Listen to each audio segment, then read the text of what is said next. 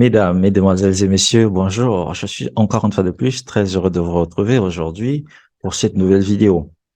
Et j'aimerais qu'ensemble, nous puissions voir 10 choses, je dis bien 10 choses inévitables, 10 choses les plus importantes à faire pour que vous obteniez votre permis de travail lorsque vous êtes hors du Canada. Je vais le dire pour la dernière fois. Aujourd'hui, nous allons parler de 10 choses les plus importantes, 10 choses inévitables, 10 choses que vous devez absolument faire qui vont vous garantir l'obtention du permis de travail. Et pour ceux qui arrivent nouvellement, vous ne savez pas c'est quoi le permis de travail, vous ne savez rien sur le Canada. Pour vous situer un peu, si tu veux venir au Canada, il y a différentes procédures. Et pour chacune des procédures, il y a une issue. Donc, il y a un résultat final. Et les résultats, moi, je les classe généralement en 4 groupes. C'est-à-dire que lorsque tu arrives, soit tu es résident, tu peux vivre, faire tout ce que tu veux sur le territoire canadien, soit tu es travailleur, tu es étudiant ou tu es visiteur. Il n'y a que ces 4 possibilités. Les exceptions comme les asiles et tout, ça rentre dans un cadre concis. Mais le statut légal qu'on a, c'est étudiant, résident, travailleur et visiteur. Maintenant que vous savez ceci, qu'en est-il alors du permis de travail? Si tu veux venir travailler sur le territoire canadien et que actuellement tu es hors du territoire, il te faudra un permis de travail. Il existe 2 types de permis de travail. Il y a un permis qu'on appelle permis de travail fermé et il y a un autre qu'on appelle permis de travail ouvert. Alors, je n'aimerais pas que tu t'embrouilles avec ces mots parce que c'est des choses très simples. Il faut que tu comprennes que lorsque tu es hors du territoire canadien, tu es dans ton pays d'origine, généralement, tu auras droit à un permis de travail fermé. En tout cas, c'est le cas de la plupart des pays africains. Le permis de travail ouvert est donné dans le cadre de certaines coopérations entre certains pays, Europe et le Canada, même Amérique et le Canada. Donc, ils ont des coopérations qui permettent à ce que les citoyens de certains pays bénéficient directement d'un permis de travail ouvert, c'est-à-dire il n'est lié à aucun employeur. Et tu n'as pas besoin d'offre d'emploi pour ça. Tu postules et on te donne le permis et tu peux venir sur le territoire canadien travailler pour n'importe quel employeur. Vous voyez un peu la différence. Donc ça, c'est très important. Et par contre, si vous avez un permis de travail fermé, qui est lié à un employeur, donc vous comprenez que pour le fermer, il vous faut d'abord obtenir une offre d'emploi. Et c'est grâce à cette offre d'emploi que vous allez faire la demande du permis de travail fermé. Donc, lié à un employeur, vous ne pouvez travailler que pour cet employeur-là sur le territoire canadien. Je crois que c'est clair. Vous voyez un peu la différence, mais ce monsieur ou cette dame qui a obtenu le permis de travail fermé a l'opportunité, a l'autorisation de venir travailler avec son conjoint, avec son mari et même ses enfants. Comment est-ce que ça se passe? Lorsque tu as fait ta demande euh, et que tu veux ensuite venir travailler, il y a ce qu'on appelle une demande conjointe que ton époux, ton épouse peut faire également. Au même moment, vous la faites lorsque tu demandes ton permis, on fait aussi cette demande conjointe, de sorte que la personne qui t'accompagne ait droit à un permis de travail ouvert. Donc, si toi, le requérant principal, tu as un permis de travail fermé, conjoint ou conjointe aura droit à un permis de travail ouvert. Et pour brosser rapidement, quels sont les avantages de ce permis de travail, pour que vous compreniez si vous nous rejoignez pour la première fois, c'est en fait quelque chose qui ne dure pas. Voilà, les durées maximum de procédure, maximum, je dis bien avec toutes les complications, c'est 8 mois. Sinon, si les choses se font assez rapidement, généralement en 3 mois, tout peut se faire. En 2 mois même, tout peut se faire. Donc, c'est quelque chose d'assez rapide. Et surtout, il n'y a pas vraiment besoin de prouver une preuve financière lorsqu'on fait la demande du permis de travail parce que notre garant financier, c'est notre employeur parce que on a du travail, on a un contrat de travail, on a une offre qui prouve que lorsqu'on sera sur le territoire canadien, on sera prendre soin de nous, donc on n'a pas besoin de prouver qu'on a telle somme en banque et tout. Donc ça, c'est vraiment une facilité pour beaucoup. Et ça coûte moins cher. Les frais de traitement sont que de 155 dollars canadiens. Et avec la biométrique à 85, ça vous fait 200 et quelques dollars, ce qui est quelque chose de, voilà, d'extraordinaire, il faut le dire. Voilà. Par contre, beaucoup de personnes ont des problèmes. Pourtant, ça paraît très simple, très facile. Mais le frein se trouve au niveau des offres d'emploi parce que vous pouvez beau postuler à plusieurs offres d'emploi, mais vous aurez souvent des réponses négatives. Soit on va vous dire que vous n'êtes pas sur le territoire. Désolé, tout ça, vous connaissez. Pourquoi alors aujourd'hui, j'ai voulu vous partager ces 10 points.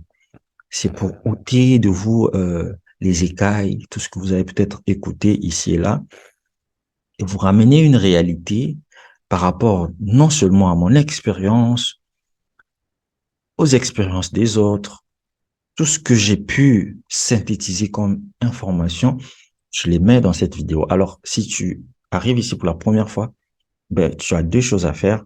C'est de profiter, de suivre jusqu'à la fin, mais aussi d'avoir la gentillesse, en tout cas si le contenu t'intéresse, seulement si t'intéresse, ben, de laisser un pouce bleu et de t'abonner pour d'éventuelles autres vidéos.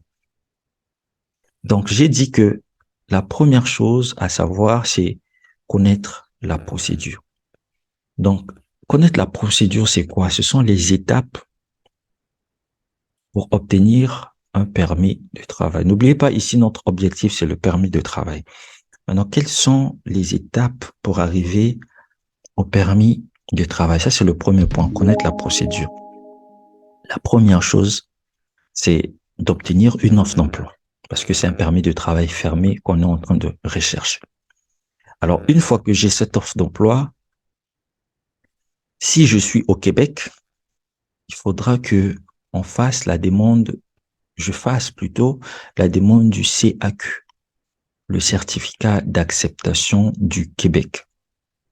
Il faudra que cela se fasse. Et enfin, il y a la demande du permis de travail. Donc, vous voyez que quand je viens pour le Québec, parce que le Québec, c'est la seule province francophone du Canada, j'ai l'offre d'emploi, le certificat d'acceptation et enfin la demande du permis de travail. Mais quand je viens hors du Québec, partout, mais hors du Québec, j'ai l'offre d'emploi et ensuite j'ai le permis de travail. Donc, comprenez que c'est très simple. Donc, si vous êtes nouveau, je crois que ça doit déjà vous expliquer quelque chose et vous éclairer sur pas mal de choses. Le deuxième point que je tiens à évoquer avec vous, c'est quelles sont les exceptions liées à la procédure. Alors, je vous ai dit pour le Québec, je vous ai dit pour les autres provinces hors du Québec, mais quelles sont les exceptions? En effet, pour le Québec et partout ailleurs, quand vous avez l'offre d'emploi, ça vous concerne pas. L'employeur doit faire ce qu'on appelle la demande de l'EIMT. EIMT, ce qui n'est rien d'autre que l'étude d'impact du marché du travail. L'EIMT permet de démontrer au gouvernement canadien que vous n'avez pas trouvé de Canadiens qualifiés pour ce métier. C'est-à-dire que vous avez essayé, vous avez tenté une démarche, mais vous n'avez trouvé personne qualifié pour faire ce travail-là. C'est une étape qui vient après que vous ayez formulé votre offre d'emploi. Vous pouvez le faire même avant de formuler l'offre d'emploi. Ouais. Vous pouvez faire la demande, mais vous devez avoir une idée précise du domaine dans lequel vous voulez postuler. Donc, qu'est-ce qui va se passer? Lorsqu'on est au Québec, il y a différents types de métiers pour lesquels on a une exemption de certains paramètres dans la demande de l'EIMT. Je m'explique. Au Québec, comme dans tous les territoires du Canada, quand tu veux obtenir du travail, pour un employeur, quand tu veux faire venir un travailleur, il faut que tu fasses une offre d'emploi et que tu fasses la demande de l'EIMT. Après l'EIMT au Québec, il y aura le CAQ et la demande du permis de travail. Hors du territoire canadien, offre d'emploi, EIMT, ensuite permis de travail direct. Je crois que c'est clair. Maintenant, quelles sont les exemptions pour l'EIMT au niveau du Québec? Lorsque tu es au Québec, et que l'employeur, c'est l'employeur qui fait la demande de l'EMT et qui paye, c'est pas toi. Donc, quand l'employeur fait cette demande au niveau du Québec, il peut avoir droit à des exemptions parce que dans la normalité de la demande de l'EMT, il faut que tu aies posté une offre d'emploi ou ton offre d'emploi pour laquelle tu veux recruter à l'étranger dans un site officiel de l'emploi du Canada qui est généralement Guichet Emploi. Il faut que tu postes là. Et cette offre-là doit faire au moins 3 semaines, 4 semaines sur la plateforme pour prouver que tu avais la volonté de recruter, mais tu n'as pas trouvé. C'est pourquoi. Donc, il y a des preuves que tu as recherché à recruter, mais tu n'as pas trouvé. C'est exigé à vraiment tous les employeurs. C'est comme ça. Par contre, si l'employé que tu comptes recruter fait partie d'une certaine catégorie, parce qu'il y a une liste de près de 300 et quelques CNP. Quand je parle de CNP, on va le voir dans la suite, c'est la classification nationale des emplois. Il y a plus de 300 et quelques professions pour lesquelles tu n'as pas besoin de prouver que tu as initié des démarches de recherche pour recruter. Quand l'employé que tu veux recruter à l'étranger a un profil qui fait partie de ces 300 et quelques là, tu pars faire ta demande directe de l'EMT sans prouver que tu as voulu recruter sur le territoire. Je sais pas si vous comprenez. Donc, du coup, ça te facilite la tâche et ça te fait gagner en temps. Ça, c'est au niveau du Québec. Et il y a aussi, en dehors de ces 300 et quelques, dans ces 300 et quelques, ne vous en faites pas. La majorité de vos professions font partie de ces 300 et quelques. Donc, généralement, on n'a pas besoin d'afficher, sauf si, parce que j'ai la liste. Quand je vois ta profession, je peux te dire pour toi, il va falloir afficher. Donc, ça fait même partie des stratégies qu'on met en place que pour garantir que votre procédure pourra être rapide. Bref, on va gagner en temps. Il y a tellement de choses. Je vais pas faire une vidéo d'1 heure. Je vais essayer d'accélérer. Ça, c'est au niveau du Québec. Il y a aussi, toujours au niveau du Québec, il y a aussi une catégorie de 17 emplois. Il y a l'informatique dedans. Il y a certaines professions, 17 emplois qui sont encore à un stade plus élevé, ou quand on fait la demande de l'EMT, on a beaucoup d'exemptions. Déjà, on n'a pas besoin d'affichage, on a un traitement rapide, accéléré et tout. C'est vraiment la meilleure chose que vous pouvez espérer. Mais pour ça aussi, il y a certains emplois qui y sont qualifiés. Donc, normalement, en tant que demandeur de permis de travail, tu dois savoir quelle est ta catégorie, de quelle catégorie tu fais partie et quand tu demandes dans telle province, quels sont tes avantages. En quoi est-ce que ton traitement peut être rapide? Ça sont les questions sur lesquelles l'employeur se focalise après qu'il ait déterminé que ton profil, il est bon. Parce que beaucoup d'entre vous avez postulé, on a trouvé votre profil intéressant, mais le frein, ça a été au niveau des procédures parce que vous êtes hors du territoire. Et votre responsabilité, c'est normalement de convaincre. Mais quand vous êtes fataliste et quand vous ne connaissez pas, vous êtes bloqué. Et moi, c'est ce travail que je fais enfant quand je fais l'accompagnement de certaines personnes. Alors, connaître les exceptions. La deuxième exception, les exceptions pour l'EMT, là, s'appliquent uniquement au Québec. Hors du Québec, c'est les durées normales, donc ça peut te prendre 3 mois, ça peut te prendre 2 mois, ça dépend. Donc, hors du Québec, les autres territoires, les autres provinces, c'est traitement normal, il n'y a pas d'exception pour l'EMT. Mais la grande exception, si tu es francophone, mais quand tu es à l'étranger, tu dois avoir un test de langue qui prouve que tu es francophone, parce que quand tu n'es pas français, rien d'autre ne prouve que tu es francophone. Après, il y aura des débats pour dire, voilà, quand tu as un diplôme post-secondaire, on peut te considérer comme francophone. Moi, je vous dis ce qui marche. J'ai dit que je fais le point de tout ce que j'ai déjà essayé, parce que je vous fais aussi un retour des échecs que j'ai connus dans le passé pour que vous ne fassiez plus les mêmes choses. Donc, je vous dis, c'est mieux pour vous de faire un test de langue. Et les tests reconnus au Canada, c'est le TCF et le TEF Canada sur l'ensemble du territoire. Donc, si vous avez un test de langue, on vous demande pas d'avoir le niveau 7, même niveau 5. Vous avez un test de langue, vous avez un profil qualifié, vous avez l'expérience dans ce domaine, vous êtes francophone, c'est prouvé par votre test de langue. vous pouvez faire ce qu'on appelle le programme mobilité francophone. Ça, c'est la grande exemption. Mais uniquement si l'employeur qui vous recrute est hors du territoire québécois. Donc, il est dans les autres provinces, sauf le Québec. Il n'aura pas besoin de faire la demande de l'EMT, qui est un frein en termes de délai, en termes d'énergie, en termes de finances. Il n'aura pas besoin de faire cette demande. Après que vous ayez obtenu votre offre d'emploi, il peut directement vous recruter, ce qui va faire en sorte que vous arriviez dans les 3 mois qui suivent, les 2 mois qui suivent. Et encore, il y a encore des exemptions là-dedans.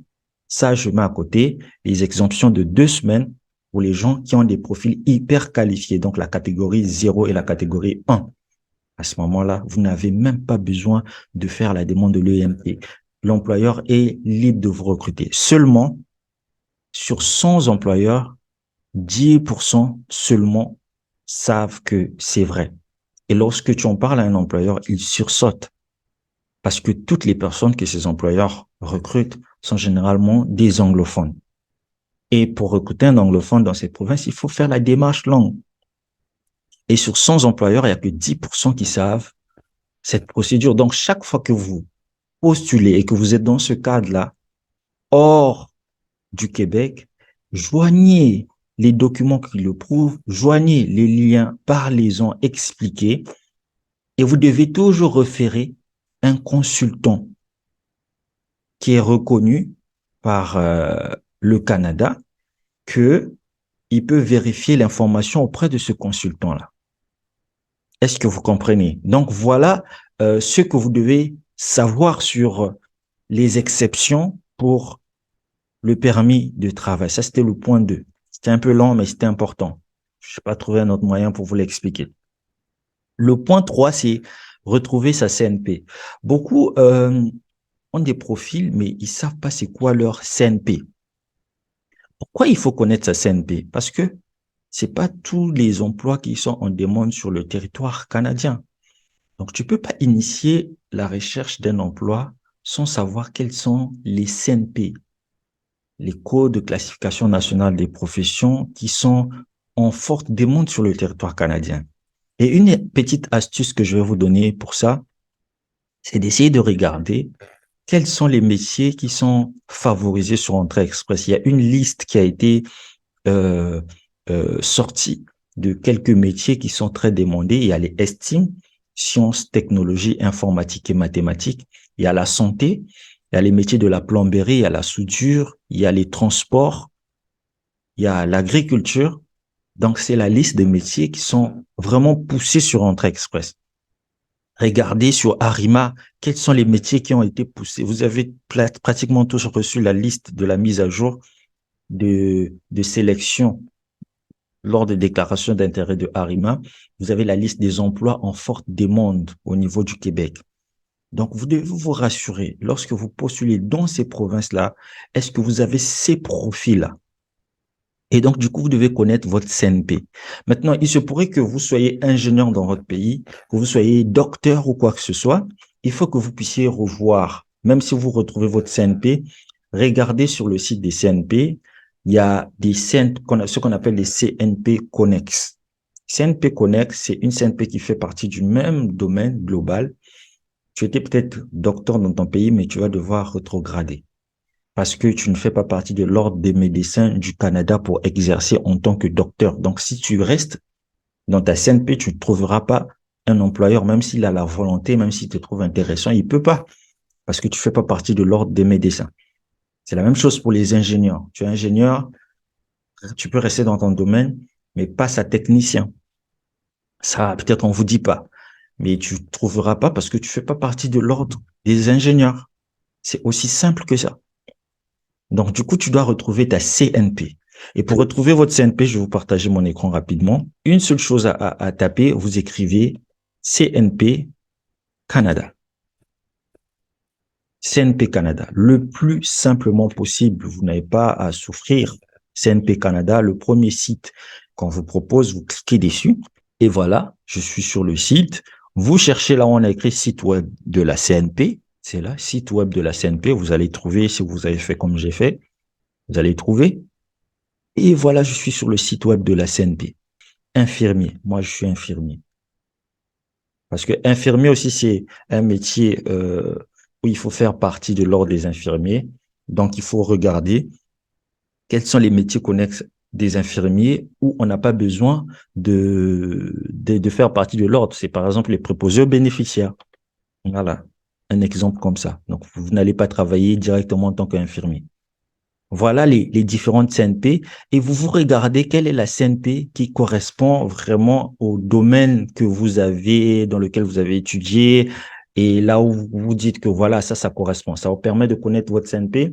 Deuxièmement, de savoir si elle est réglementée ou pas. Quand vous savez que votre CNP est réglementée, prenez une CNP connexe. Voilà, parce que vous pouvez prendre plusieurs CNP dans l'informatique. Par exemple, les techniciens réseau informatique, c'est réglementé, mais les informaticiens de soutien, c'est pas réglementé. Donc là, même si vous faites réseau dans votre pays, prenez soutien informatique.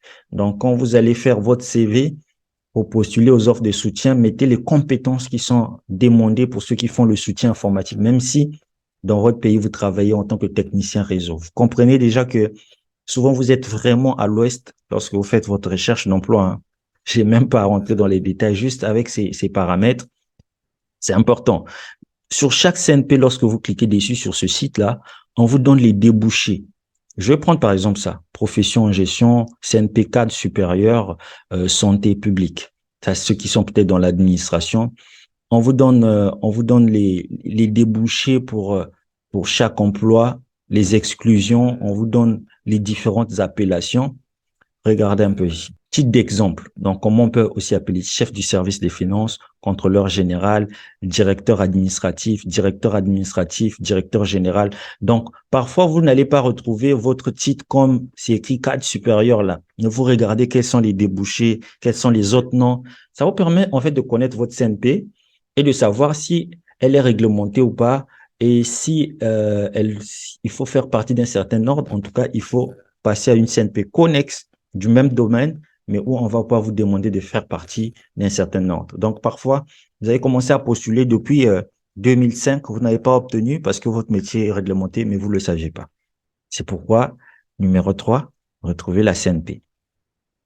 Numéro 4, j'ai dit il faut lister les CNP les plus demandés sur le territoire canadien. Et pour ça, je vous ai donné l'astuce de regarder sur Entrée Express et sur Arima. Ça vous fait un peu les résumés des CNP. C'est vrai que chaque province a sa liste des CNP en demande. Donc, vous pouvez vous amuser à taper sur Google liste des CNP les plus demandés. Vous mettez le nom de la province. N'oubliez pas que le Canada a 10 provinces et 3 territoires. Donc ça, pour une personne qui veut immigrer au Canada, doit connaître toutes ces informations. Vous devez connaître les noms des provinces. Ça montre un peu que vous êtes vraiment intéressé. Et ça va en plus vous aider vous-même. Donc, essayez de voir quelles sont les professions demandées dans chaque territoire. Et du coup, lorsque vous postulez pour ces professions-là, ça va vous aider à avoir des résultats intéressants. N'allez pas dans des professions qui ne sont même pas demandées alors que vous êtes déjà hors du territoire et que vous partez avec un handicap. Cinquième chose, choisir là ou les provinces de destination. Alors, pour les provinces de destination, moi, je ne vais pas choisir la province parce que pour se donner plus de chances, je parlerai plutôt des provinces. On va peut-être prendre toutes les provinces, mais il faut choisir peut-être 2, 3 provinces dans lesquelles vous vous dites votre métier est quand même très demandé et il y a de belles perspectives. Vous regardez les salaires, vous regardez tout ça. Vous dites quoi? Là, je peux y aller. Vous prenez les informations, vous vous renseignez ici. Les logements coûtent combien? Parce que vous pouvez aller dans des grandes métropoles où il y a de belles opportunités d'emploi, mais les logements également coûtent assez cher. Dites-vous bien que, étant que étranger, il se pourrait que vous n'ayez que le SMIC. Et avec ça, est-ce que vous allez juste travailler pour payer votre logement? Donc, c'est très important dans votre choix parce qu'il ne s'agit pas juste de quitter un point A pour venir vers un point B. Si on quitte, c'est parce qu'on veut de meilleures conditions. Mais si c'est pour encore trimer, c'est pas la peine. Donc, prenez le soin de voir quels sont les prix des logements dans telle province où je vais aller et faites une sélection et regardez quels sont les produits. Donc, vous voyez qu'il y a un vrai travail de fond que généralement vous ne faites pas. Et donc, du coup, c'est totalement normal. Je vais le dire, c'est totalement normal que vous ayez aucun résultat. Comprenez? Donc, je prends ensuite le point 6. On va bientôt chuter. Une fois que vous avez toutes ces informations et que vous connaissez la province, vous les avez ciblées, vous connaissez votre CNP, vous savez si elle est réglementée, vous avez pris les CNP connexes et tout, c'est le moment pour vous de rédiger votre CV. Il n'y a pas 1000 manières de rédiger un CV. Il y a des CV style canadien. Après, beaucoup de gens s'offusquent avec le terme style canadien. Mais oui, chaque pays a toujours son style de rédaction. Il y a des règles. C'est pourquoi on dit style. Mais sinon, le CV en général, ça reste le CV. Mais au Canada, juste, tu n'auras pas besoin de mettre ta photo. Tu n'auras pas besoin de mettre ton âge, c'est-à-dire des signes distinctifs. L'adresse, n'écris pas toute ton adresse comme ça, mais juste ta ville, par exemple, ton pays, ça suffit, un numéro de téléphone, et puis, important, ton nom, tu le mets, mais ton titre d'emploi, le titre de ta CNP principale. Si tu es technicien en soutien informatique, écris technicien en soutien informatique en titre sur le CV. Dès qu'on voit le CV, il faut qu'on te distingue. Et ensuite, tu mets les tâches. Maintenant, généralement, les gens me parlent des hobbies. Ils disent, mais toi, tu nous as dit, on met pas les hobbies. Mais normalement, dans les CV, on met les hobbies. Je vais vous dire quelque chose. Tu peux mettre les hobbies, comme tu peux pas mettre. Si mon emploi est, par exemple, dans le domaine de l'agriculture, je vais aller cueillir des pommes là-bas et qu'on veut connaître mes hobbies. Moi, je sais que cet emploi demande beaucoup de force physique. Donc, si mon hobby, c'est vraiment faire un sport assez physique, je vais le mettre parce que ça constitue un avantage. On va savoir que je suis un endurant et tout. Mais si je vais travailler dans l'administration et que je viens me dire que je fais du sport, ça a quel lien? Donc, on met un hobby lorsqu'il vous apporte de la valeur ajoutée, mais pas juste mettre parce que vous avez besoin de mettre un hobby. Sinon, vous ne mettez pas. Voilà, c'est mieux de ne pas mettre si cela ne vous apporte rien. Sinon, ce sont des informations inutiles qui viennent juste bourrer votre CV. Ne mettez pas les noms des gens qui sont vos références. Parfois, c'est même pas obligé de mettre même référence sur des mondes. Ça, c'est pas abusivement. Mais sinon, on le fait comme ça. Mais sinon, vous pouvez même laisser comme ça. S'ils ont besoin des références, ils vont vous demander. Voilà. Donc, ça, c'est vraiment au niveau du CV. Mettez les informations, mettez les expériences, le titre de l'emploi. Sous le titre, mettez toujours le nom de l'entreprise et la période. La période, c'est toujours bien de mettre le mois et l'année. Ne mettez pas juste l'année parce que l'année ne suffit pas. On doit savoir si c'est en début d'année, fin d'année. Vous comprenez? Ce sont des petites choses que vous devez mettre et mettez les tâches que vous avez effectuées à l'infinitif. Un CV sans tâche est un CV qui est mort. Mettez les tâches pour chaque titre. Minimum 5 tâches, mais pas moins de ça. Je crois que ça va vous aider. Et si vous avez fait des réalisations, mettez-les. Si vous avez obtenu un diplôme au niveau des études, mettez-le. S'il a une mention, bien, assez bien, mettez la mention entre parenthèses. C'est très important. S'il n'y a pas de mention, ne mettez rien. Mettez votre nom du diplôme tel qu'il est écrit sur votre diplôme. Sauf si vous avez fait évaluer votre diplôme, à ce moment-là, vous mettez le nom de la correspondance du diplôme. Je ne sais pas si vous comprenez. Voilà. Ensuite, on arrive à la lettre de motivation. Le CV, il est bien, mais c'est pas le CV qui parle pour vous, c'est la lettre de motivation qui parle pour vous. Elle parle en votre absence. Elle explique des choses que vous ne pourrez pas expliquer du moment où vous ne serez pas là. La première chose sur la lettre de motivation, les premières phrases sont très importantes. Je sais que vous aimez beaucoup euh, les choses de respect, veiller à l'ancienne mode, veiller, agréer monsieur et tout. Le gars, il n'a pas besoin de ça. Il a besoin d'aller droit au but. C'est-à-dire les premières lignes qui sachent qui vous êtes, qu'est-ce que vous avez. C'est là que vous devez bomber. Vous écrivez un petit résumé concis, en tout cas sur vous, et vous prenez le soin de ne pas juste postuler parce que vous avez vu l'offre intéressante. Faites un tour sur le site de l'employeur, voyez quels sont les services et différenciez-vous des autres dans votre lettre.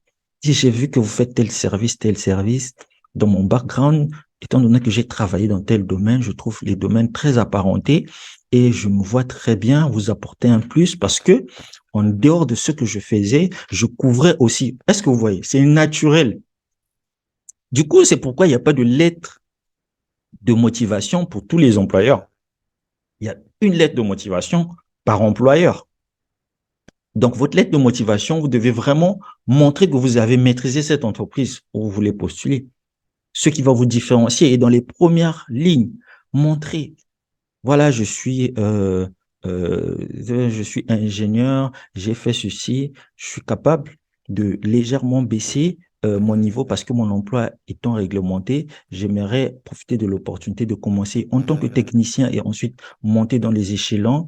Voici, je peux arriver en un mois, parce qu'actuellement je suis hors du territoire, mais je pourrais bénéficier du programme de mobilité francophone qui me permet, en tant que francophone, de travailler sur le territoire canadien et bénéficier de ce programme. Je vous mets 6 juin mon test de langue, je mets aussi mon CV en pièce jointe et toutes les informations et le lien du site qui explique Mobilité francophone, le site du Canada. Quand vous avez fait ça, c'est-à-dire que quand vous lui faites déjà la promesse que vous pouvez venir travailler en un mois, ou encore, vous lui dites que vous pouvez venir travailler en 2 mois, en 3 mois, d'après les recherches que vous aurez eu à faire. C'est une promesse qui pèse parce que déjà, vous devez lui dire qu'il n'aura pas payé le EMT et que vous pouvez venir rapidement. C'est deux choses très importantes pour un employeur. Moi, j'ai vu des employeurs anglophones sursauter. Dit non, it's impossible, impossible. Il a nié, non, c'est pas possible. Il fallait que j'appelle un consultant que cet employeur-là connaissait très bien pour qu'il accepte. En Alberta. En Alberta. Donc, c'est beaucoup qui sont dans cette situation-là. Mais prenez le devant. Faites ce que tout le monde ne fait pas pour vous démarquer. C'est aussi simple que ça. Donc, à la fin de votre lettre de motivation, vous devez signer. Mis votre nom, vous signez. Comment signer? Électronique, comment signer? Prenez le scan, votre signature signée sur un papier, scannez ça. Et chaque fois que vous faites la lettre de motivation, faites un rogner ça et apposez sur votre lettre de motivation. C'est très important. 7e point. Comment ensuite contacter les employeurs maintenant que j'ai fait tout ça? Il n'y a pas 1000 manières. Pour moi, l'endroit préférentiel, c'est LinkedIn. Mais comment d'abord différencier les employeurs qui recrutent à l'étranger et qui ne recrutent pas? Je vous ai déjà dit dans une vidéo antérieure que la plupart des offres d'emploi que vous trouvez sur Guichet Emploi sont des offres d'emploi qui sont déjà prises par les recruteurs. Donc, du coup, c'est assez difficile pour vous, même quand vous avez le profil, on vous dévance, on vous claque carrément. Mais ce que vous allez faire, vous venez sur LinkedIn, vous commencez sur Guichet Emploi, vous allez faire quelque chose étape par étape. Étape par étape, je dis bien, vous n'allez pas tout faire ensemble à la fois comme ça là, et puis c'est parti. Vous allez faire des choses étape par étape, c'est d'abord de voir quelles sont ces entreprises qui recrutent à l'étranger. Et une fois que vous connaissez ces entreprises-là, la deuxième chose que vous allez faire, c'est prendre leur nom et taper ce nom-là sur LinkedIn. J'ai pas dit tout de suite écrire par mail. Si vous voulez leur envoyer un mail directement, faites-le. Pour moi, il n'y a pas de problème. Mais sinon, moi, ce que je vous propose, c'est vraiment d'aller sur LinkedIn et de les contacter directement. Je vais vous partager mon écran. Alors là, je suis sur Guichet Emploi. Je suis sur Guichet Emploi Canada. Une fois que vous atterrissez sur cette page, venez plus bas. Je dis bien venez plus bas. Et il y a des stands. Il y a nouveaux arrivants, autochtones, jeunes Canadiens, travailleurs étrangers temporaires, vétérans, venez à candidats étrangers de l'extérieur du Canada.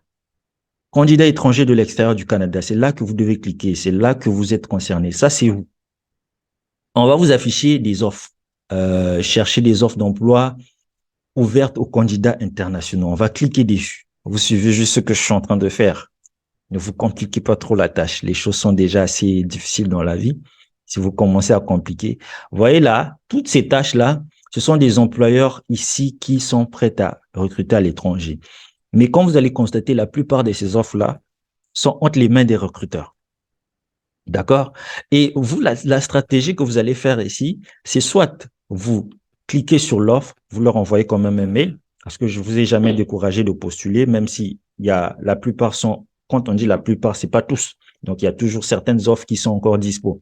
Vous leur envoyez un mail, mais le plus important, c'est prendre le nom. Ici, c'est Wing Talk Noodle Factory. Vous prenez ce nom, vous allez dans la barre de recherche de LinkedIn. Mais sur LinkedIn, avant d'arriver sur la barre de recherche, vous devez créer un compte.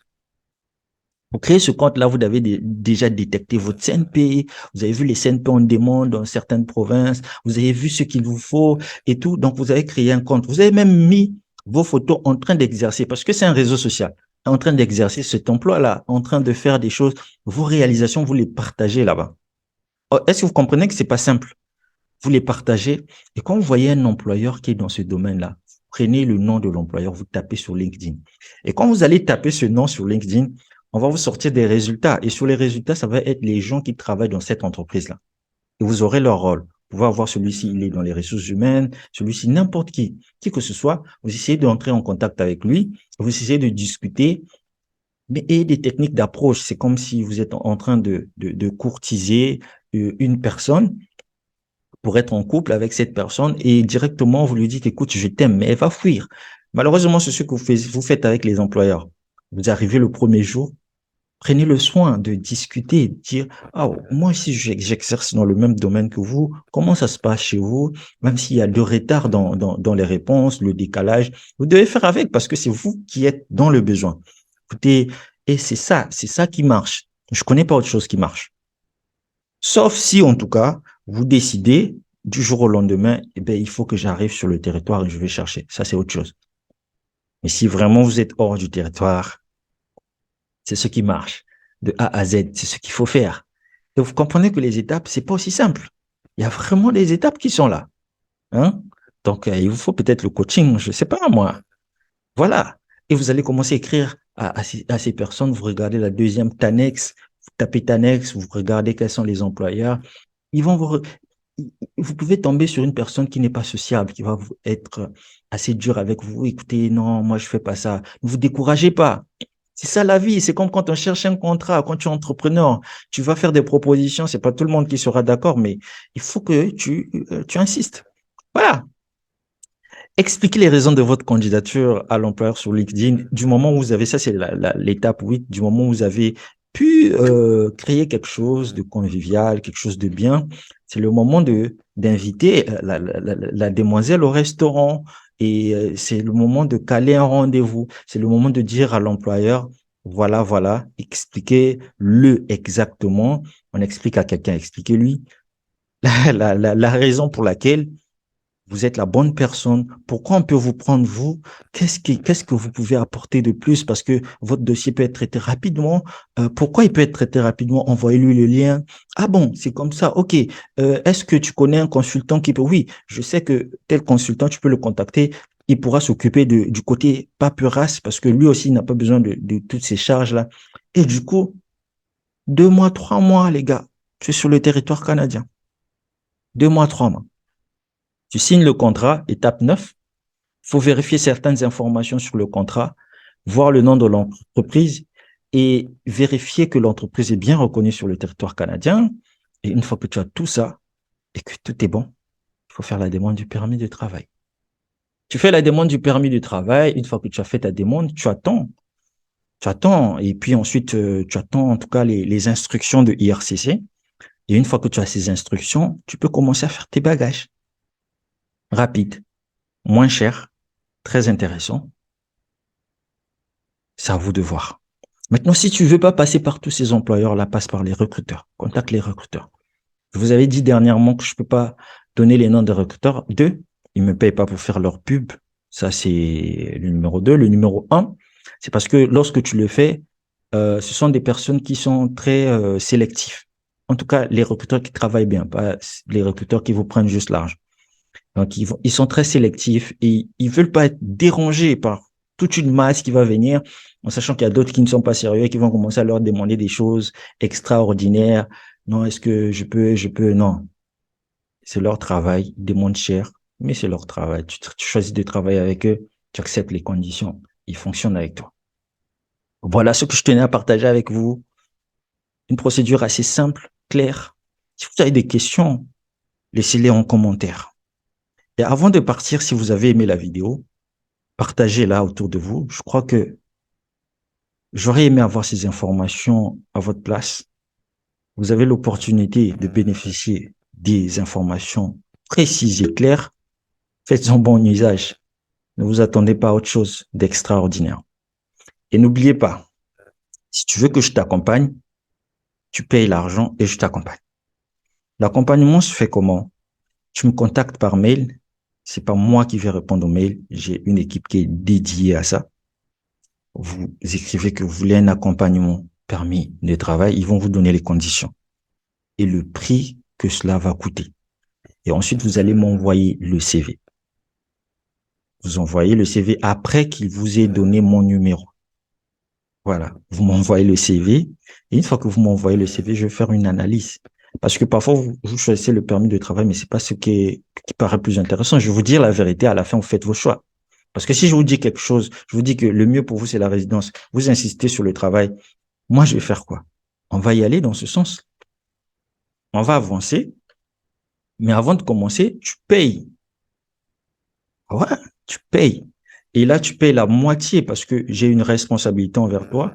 Et toi aussi, il faut que tu sois réglo à la fin de me régler le reste quand tu auras ton contrat pour la suite. Parce qu'on fait toute cette démarche point par point. Comprenez le poids du travail. Donc, si je me mets à le faire pour X, je me mets à le faire pour Y et tout, vous savez que je vais mourir de faim. Je vais plus travailler, je vais plus rien faire. Donc, il faut une contrepartie. C'est comme ça que le monde fonctionne. Maintenant, si vous pouvez suivre les conseils que je viens de donner et que vous le faites vous-même, tant mieux. Mais si vous avez des questions, vous les posez en commentaire. Je rappelle que si vous l'écrivez en mail, les gars qui répondent aux mails là, connaissent pas la procédure d'immigration. Donc, ils risquent de vous dire non, écoute, si tu veux faire entrée express, écoute, même avec le BPC, ça va. Et c'est pas ce que je veux. Donc, écrivez. Il n'y a pas de mal. Et les gens ont trop de tabous. Tu fais une procédure et puis voilà quoi. Tu peux être en train de passer, tu peux écrire que tu demandes pour un frère, même si c'est toi-même. C'est juste une question si tu veux pas que les gens sachent que tu fais la procédure. Mais ça va aider les autres qui lisent les commentaires en tout cas. Mais surtout, prenez soin de vous. Chaque jour est une vie. On se retrouve très prochainement pour une autre vidéo. Ciao, ciao.